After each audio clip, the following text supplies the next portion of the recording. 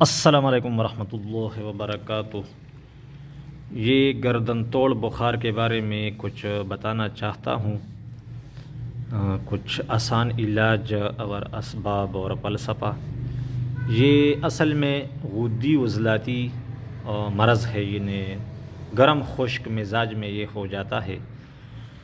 جب بخار شدید ہو جاتا ہے تو اعصاب میں تسکین کی وجہ سے عضلات کو احکامات آنا بند ہو جاتے ہیں، تو عضلات غیر طبعی حرکات شروع کرنے لگتا ہے اور گردن خود بخود پیچھے کی طرف مڑنے کو لگتا ہے، اور جب بخار بہت زیادہ تیز ہو جائے تو جھٹکے لگنا یہ بھی ممکن ہے کہ شروع ہو جائے، جھٹکے لگے مریض کو اور گردن خود بخود پیچھے کی طرف کھینچا جاتا ہے۔ تو علاج اس کا یہ ہے کہ اعصاب کو تحریک دیا جائے اور احکامات عضلات کی طرف صحیح جانا شروع ہو جائے۔ تو اس کے لیے آپ ایسا کریں کہ جوارح شاہی عام طور بازار میں ملتا ہے،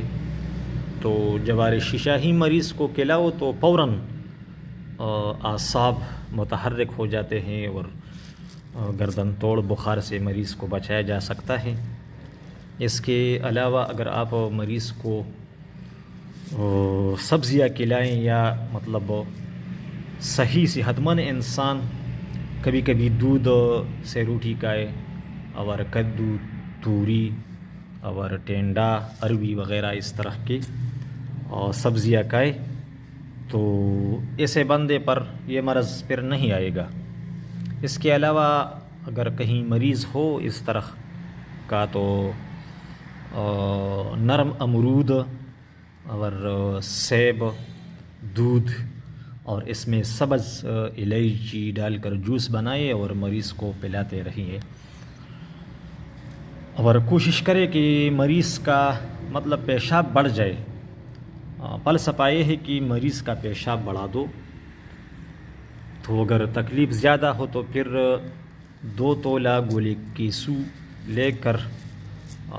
5 کلو پانی میں اسے رات کو بھگو دے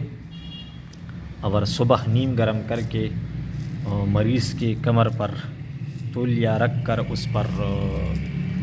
نیم گرم پانی سے ٹکور دیا جائے، تو یہی آسان علاج ہے بس۔ بلکہ بندے اگر اس وقت مرض کے حالت میں سرما لگا کر سویا کرے، تو سرما جو ہم عام طور استعمال کرتے ہیں یہ کالا والا سرما، تو اس کا مزاج عضلاتی ہے، تو یہ عضلات کو طاقت دیا کرے گا، تو انشاءاللہ پھر یہ گردن توڑ بخار سے انسان بچ کے رہے گا۔ تو کبھی کبھی سبزیاں کھایا کرے اور دودھ کے ساتھ خاص کر دوپہر کو کھانا چاہیے، اس میں سبز الائچی اور کچھ میٹھا ڈال کر، چینی کیوں نہ ہو، تو انشاءاللہ اس طرح جو میوے ہوتے ہیں تر میوے، یعنی کیلا ہو گیا، سیب ہو گیا، امرود ہو گیا، اس کو تر میوہ کہا جاتا ہے، یہ کبھی کبھی کھایا جائے تو انشاءاللہ اور یہ اسباب کی حد تک آپ کو گردن توڑ بخار سے بچا کے رکھے گا۔ امید ہے کہ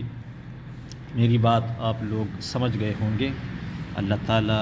ہم سب کو بیماریوں سے، مصیبتوں سے بچائے رکھے۔